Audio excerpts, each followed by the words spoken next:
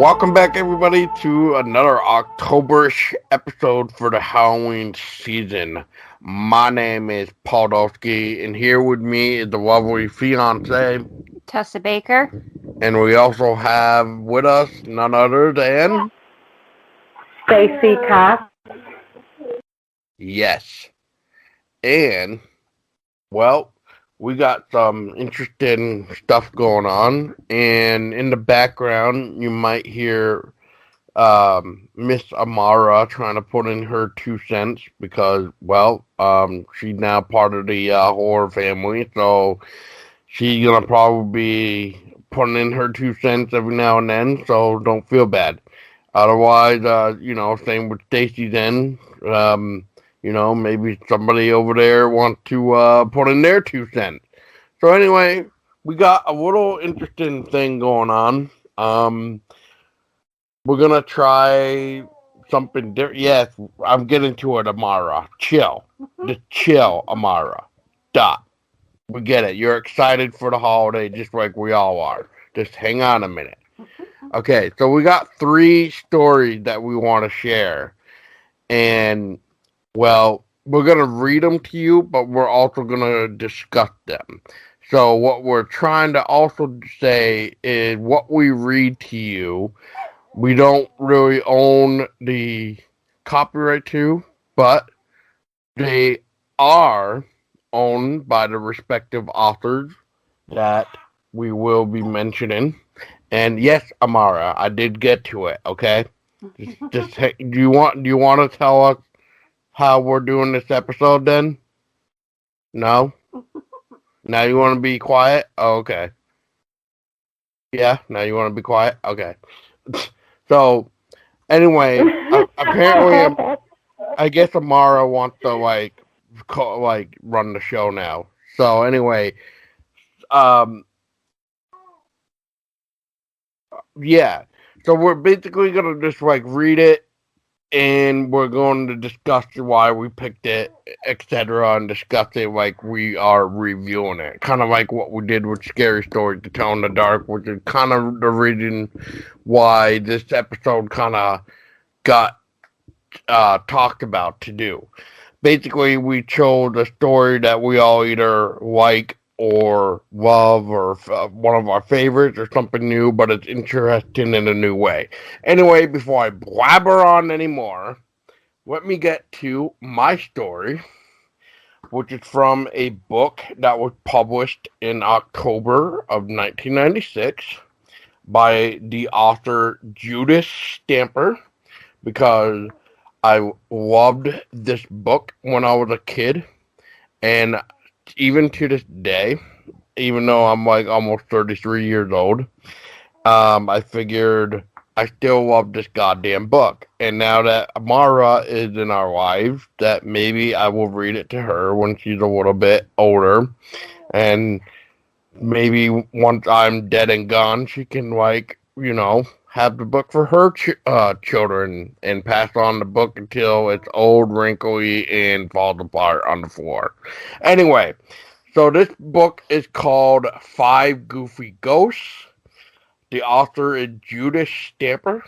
It is a level 4, hello reader type of guide. But anyway, I always found this story interesting, especially when it came to scary stories to tell in the dark. And Amara, are you saying you like this story too, even though you've never even heard it yet? Okay. I think she's excited because you're actually going to read. Yeah, probably. Because it's usually me reading to her. Yeah. So let me actually do this right now, even though you guys can't see it. So I'm gonna face Amara, and I'm going to try to read it to her and see what happens. Oh yeah, you like that idea? Yeah, I bet you do. Okay, hang on. So Amara, okay, Daddy's gonna read you a story called The Hairy Toe. Are you ready? Okay, I think you're ready. Alright, here we go. The Hairy Toe. Once there was a girl who was very curious. This girl liked to hunt around for strange things. In fact, she had a collection of strange things. She had a snake skin. She had a toad skeleton. She had a piece of furry moss. She had lots of other strange things too. See? See, Amara? All right, we'll turn the page here somehow. Yes, Tessa, thank you very much. You can turn the page for me. Uh-oh. She's spitting up. Anyway, one day, the girl passed by an old house. A ghost was supposed to live in this house. The girl went in anyway, just to look. And what did she find? What is that, Amara? A hairy toe. Anyway, wow! The girl said, a hairy toe for my collection. She picked up the hairy toe and ran home. Yeah, what a stupid move, right, Amara? Yeah, that's right, you tell him. She set it on the table with her collection. That night, the girl fell asleep right away, but a voice woke her in the middle of the night. Who's got my hairy toe? The girl felt a shiver creep over her. She pulled her blanket higher over her chin. Then she heard the voice again, but closer. Who's got my hairy toe? The girl could see the hairy toe on the table. It seemed to be shining in the moonlight. Then a cold breeze swept through the room, and she heard the voice once again, but louder. Who's got my hairy toe? A white shape moved across the room. The girl knew it was the ghost. She trembled underneath the covers. The ghost came closer and closer. Who's got my hairy toe? The girl jumped out of bed and ran for the table. She picked up the hairy toe. Take it! She yelled. She threw the hairy toe at the ghost. The ghost ran away with his hairy toe. Oh, goody, he said. I've got my hairy toe back. And the girl never saw him again. And that was the hairy toe, ladies and gentlemen. So I hope that was the amazing narration of a story for a kid's story you'll ever hear. Anyway, on to the discussion now. So, 1996, God, what is that, 24 years, or something like that? Like, yeah, 24 years. Wow. You know, I still remember that story because, like, I think I even brought it up when it came to the conversation of the scary story to tell in the dark because of the toe story that we got, which we also kind of saw in the scary story to tell in the dark movie, even though they switched it up a little bit in the movie compared to the story itself, I believe. Because it was like in the soup, and in the book it wasn't like in a soup. It was like oh God, I don't have the book in front of me right now. But anyway, go back to the episode of Scary Stories to Tell in the Dark and about the movie, and we kind of did like a comparison between like the book and the movie. So anyway, 24 years later, I still love those stories in there. The hairy toe looks like Amara really had fun listening to me and seeing the lovely pictures too. So I guess I picked that just because, well, one, it's a nice little touch of like a toe which I want to get into, which is like, what the hell is up with toes in like weird, scary stories? Because, like I just said, there's one in this book, Five Goofy Ghosts, and there's one in the Scary Stories to Tell in the Dark. So, what the hell is with these toes? I don't know. I mean, it's always interesting to read something about a toe, I guess. And like, I guess you could always find yourself getting creeped out, especially if you watch the movie of Scary Stories to Tell in the Dark. Because yeah, the boy eats toe or something like that. So yeah. It was in the stew. Yeah, it was in the stew, and then he took a bite out of it, I think. No, he took it on a spoon, whole thing, and ate it. Ate it. Yeah.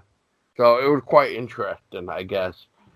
I don't know really what else to say about it, except for if you ladies have any thoughts about this, of what the hell is up with the like scary stories that involve toads. But yeah, I mean, I have nothing left except for what an interesting little story, except for that this time it's hairy and it's not in a stew. So, with that being said, oh, Stacy? Honestly, if it has to do with a toe, I love it because my favorite scary story is with Scary Stories to Tell in the Dark, The Big Toe. So, yeah, that's anything to do with a toe. I love it, whether it's hairy or not, or whether it's hairy or not, or whether it's in a stew or not. I love it. I think the idea of just using appendages or body parts in horror is just interesting, and like Stacy and Paul both said, it, you know, whether it's hairy or not, it's just great, and I guess it adds a little bit something extra to the story. So it kind of makes you kind of second guess before you take a bite out of stew or anything like that. You want to say anything, Amara? Do you want to say anything? No, she's been quite quiet. I think she wants to hear another story. So, who's up next? I can go next if you want to hold her. All right. So Tessa has the next story now, and you have one that's very interesting. So here you go. The one that I chose is Witch Woman, and it's it's from a book that does legends and folk tales from all around the world. And the title of the book is called 30 Spine-Tingling Tales, Even More Short and Shivery. And it's retold by Robert D. Sansucci and illustrated by Jacqueline Rogers. So, with that being said, Witch Woman originates from the United States African American tradition, and it goes a little something like this. Late one night, a traveler down south lost his way in a dreary swamp. He was exhausted and desperate for shelter, and faint with hunger when he spotted a lonely cabin. Encouraged by the light in the cabin's single window, he rapped on the door. An old woman answered, though her skin was wrinkled, and it had the sheen of hand-rubbered leather. Her eyes were soft and shone in the light of the candles she held. For all her years, she moved with the easy grace of a cat. Hat in hand, the man politely said, "If you can just get me a hunk of corn pone or a slice of bacon and maybe a place to bed down, I'd be willing to pay anything." "Anything?" asked the woman with a curious smile. "Truth, ma'am, I ain't got but a few pennies," said the traveler, "but you're welcome to 'em if you can spare me even a crust of bread." Her smile grew bigger. I don't want your coin, she said. But I can give you better than a crust of bread, and you'll have a place to sleep. Come in, and in the morning you can do some chores for me. The hungry man's mouth began to water when he saw a well-filled skillet cooking over the hot coals in the fireplace. The smell of frying ham made his stomach growl. The woman sat him down at a table, and then she gave him a plate heaped with meat and greens and cornbread. It tasted so good he ate until he felt fit to burst. After all the food, he was ready to sleep. He reminded her that she had promised him a bed for the night. You can sleep in the woodshed, she answered. But mind you, don't bother me until morning. I'm an old woman and I need my rest. At this, she smiled the biggest smile ever.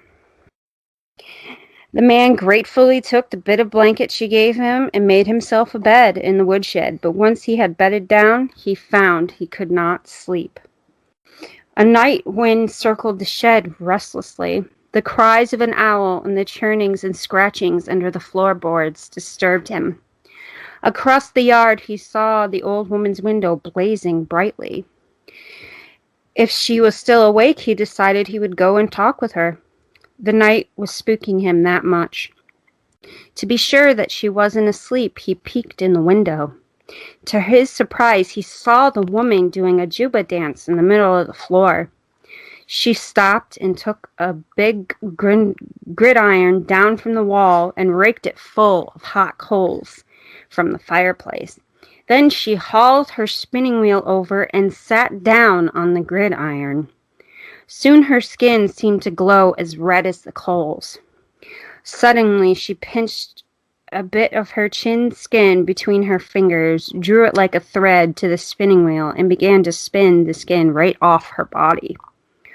Over and over she sang, "Spin and turn, burn coal burn, turn and spin, come off skin."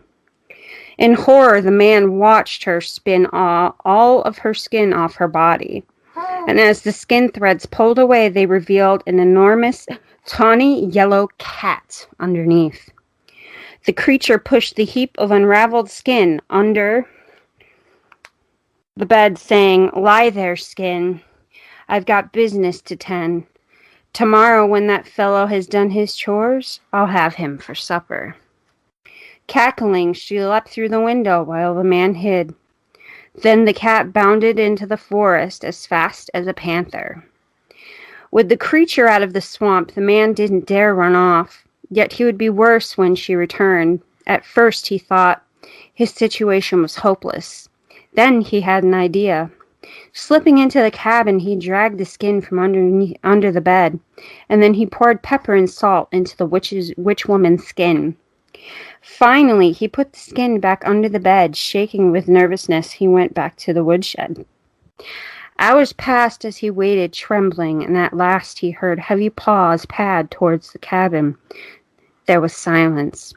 He held his breath, peeking through the knothole. Suddenly, terrible screams and moans erupted from inside the cabin. The witch stumbled into the yard, trying to pull off her own old woman's skin. "You did this," she bellowed, pointing her finger at the woodshed, still tugging at her skin. She lunged across the yard. As she did, she began to change into something that was half cat, half woman. Thunk! She flew herself at the cabin door. Thump! Thump! For a minute he held the door shut, and then the creature's weight splintered the old wood. Cat paws at the ends of human arms snatched at him, but he skedaddled backward up the pile of sawn logs behind him. The stacked wood collapsed and rolled towards the snarling cat woman, and she stumbled and fell just long enough for him to get to the door. She didn't follow. He crept back close enough to see that the salt and pepper had vexed her so that all she could think about was pulling off her old skin. She didn't notice the sun beginning to rise.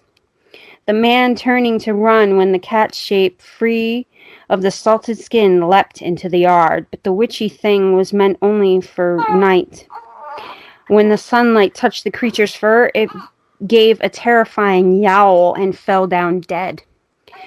Without another look, the traveler fled into the lightning forest.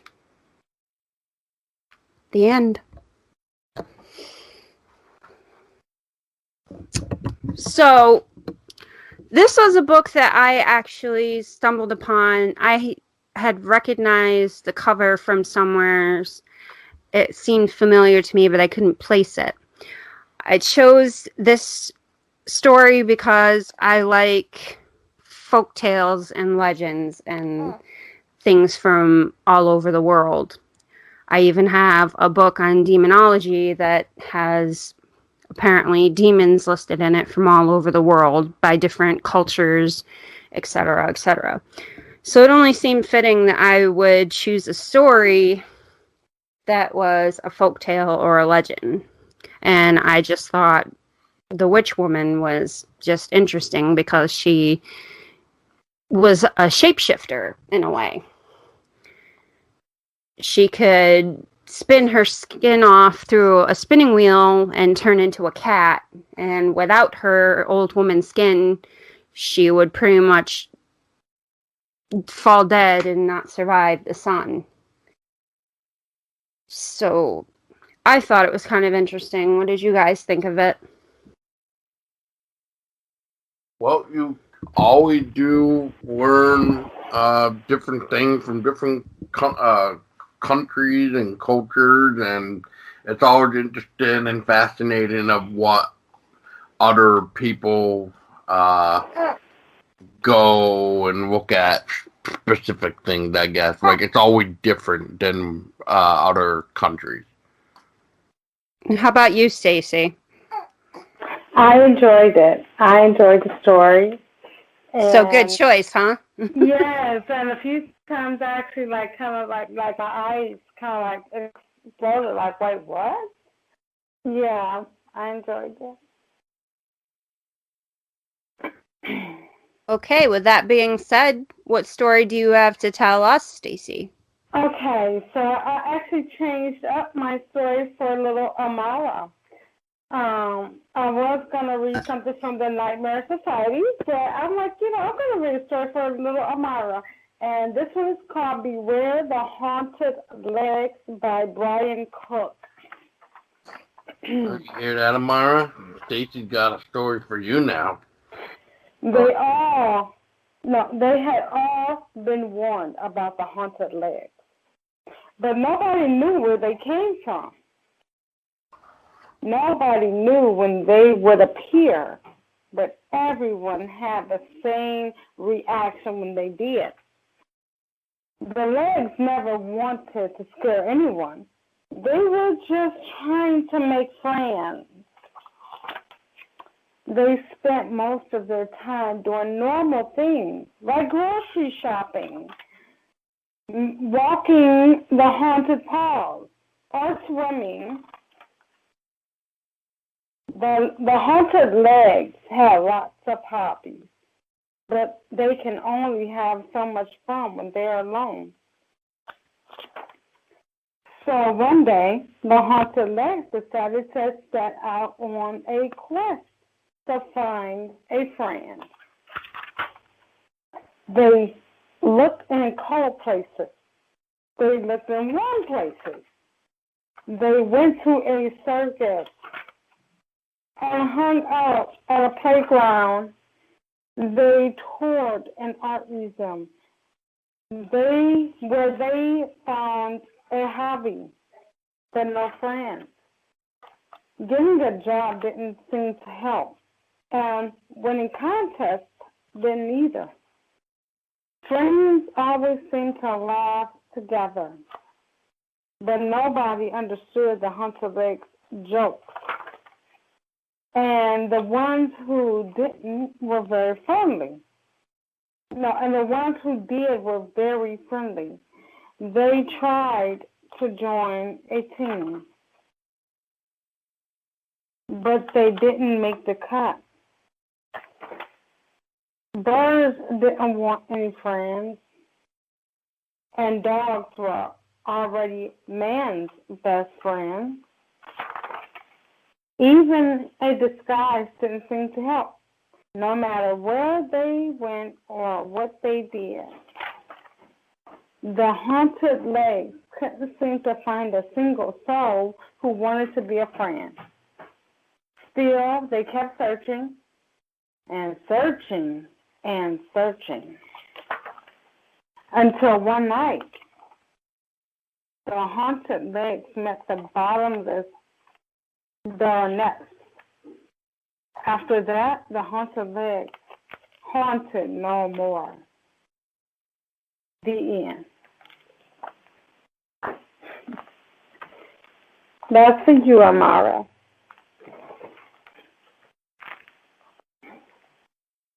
Hello. Hello. Yep, that's it. That's the story. Well, I think she approved. Yeah, I think she She was like, I was trying to figure out who was talking, but we weren't talking. But yeah, she definitely seemed interested in that since Island. So, very interesting story though, nonetheless, and Yeah, I quite enjoyed it. yeah. So what do you like about the story, Stacy? I like that they try to, they humanize the haunted legs. Like when it comes to villains, you know, we don't always think about the villains. But the villains matter too, and a lot of times the villains have a story to tell. And that's what I like about this. Like the haunted legs are not really, they're not a villain by choice. Right. It's how society made them, or turned per se. Yeah. Yeah, I like that, because that's like, in a way, that's almost like the original prom night. If anybody, if anybody remembers that, I mean, look at the I want to say janitor. Like, we were supposed to take him as like a creepy guy, even though he was strange and kind of creepy.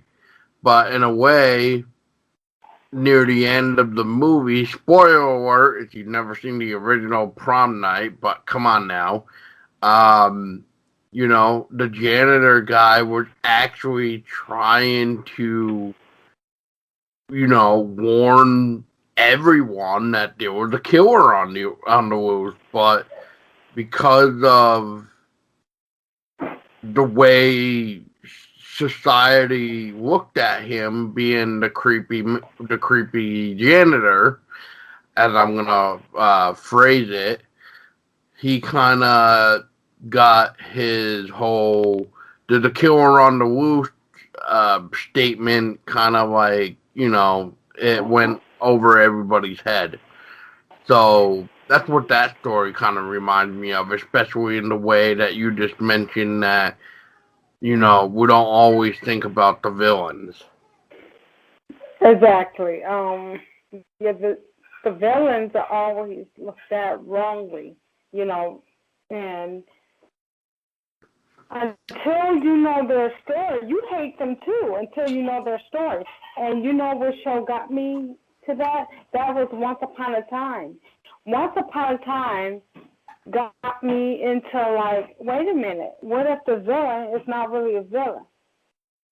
Exactly. We just turned them into one. Exactly, yes. Yes, just like the Dark Queen or the evil witch Dark Queen. Like, wait a minute, she wasn't always evil.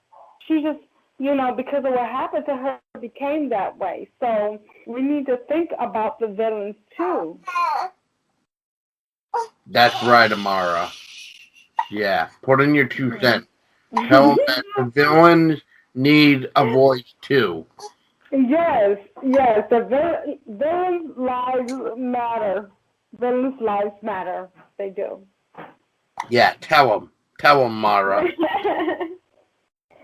Yeah, fling your hands up, even though nobody can see that you don't care, and yeah, like you just don't care. Yeah, yeah, that's right. Yeah, that it. That all you got to say? Okay. Yeah. Oh, yeah. Oh, okay. Yep. She approves that. Yeah, the villain need a voice too. Oh, Yeah, definitely. yeah. Anything else? Any final words, Amara? Oh, I cannot wait to scoop her up and kiss her. Oh, she's so adorable. Everybody thinks she's the cutest thing. She is adorable. I cannot wait to scoop her up and kiss her. Like I told Paul, we make a beautiful baby. Yes. Oh, she's so adorable. And you hear London in the background like adorable. Yeah, I heard that. Yeah. What?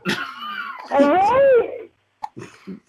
But yeah, that's exactly, what it is when it comes to the villains. They all need their voice too, and they weren't always villains, Exactly. Because what happened to them, what made them that way, and they need their story told too.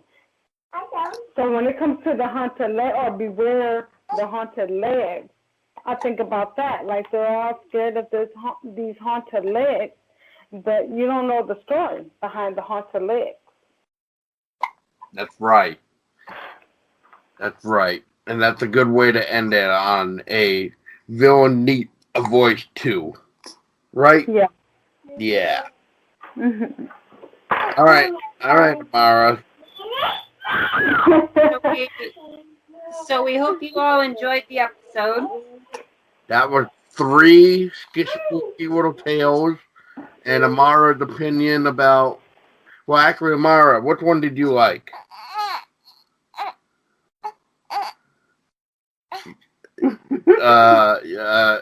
You don't know either. Okay, got it. All right. I think you liked them all then, from the sounds of it. I don't know if anybody heard that. So, anyway, she couldn't make up her mind, it looks like. So, once again, mine was from the 5 Goofy Ghosts, the Hairy Toe. And mine was from the 30 spine-tingling tales.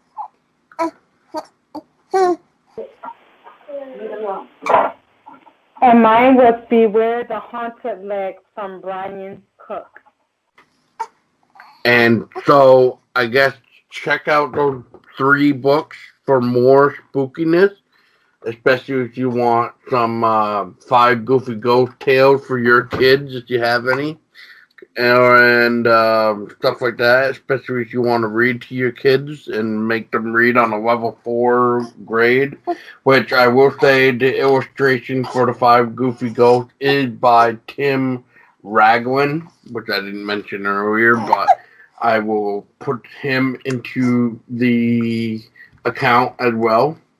So Tim Raglan did the illustration for 5 Goofy Ghosts, and what a perfect way for Halloween in October to start up.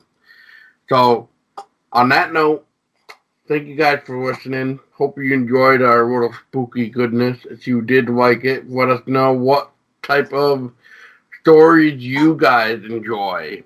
What one do you have to read every year? Or if you have a favorite story when you were little that you'll have to, read to yourself or something. Let us know in the comments below or email us and stuff. And if you have any suggestions, maybe we can figure out something there as well. And next up, we'll probably talk about either more stories or more. Oh, I'm sorry, Mara. What?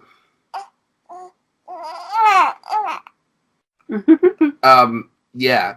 Okay, so I think I know what you're trying to say. You want some suggestions on baby stories. Yeah? Okay. So if you have any, baby story spookiness, send them our way for Amara, because she wants more spookiness. She wants more books. So we started a collection for her, so. That's right. We got some Banting Bears today, too. So maybe we can read one of those for Amara soon. I'm going to get her Goosebumps. Ooh, Goosebumps is another one. And speaking of Goosebumps, I will say this real quick. R.L. Stein put out his latest series for the Garbage Pail Kids. Because R.L. Stein is now doing the Garbage Pail Kids. So, check that out, too. And yes, Amara, I know. We told them that you want more books. I don't know how much more clearer we can get. You want them now. I know. I understand. All right. Well, yeah. You tell them. Well, with that being said, we hope you enjoyed. Send us some suggestions. And on that note, that's right. You tell them. Say now. I want them now. Thank you so much for listening. Have a great night, everybody. And always remember to stay scary.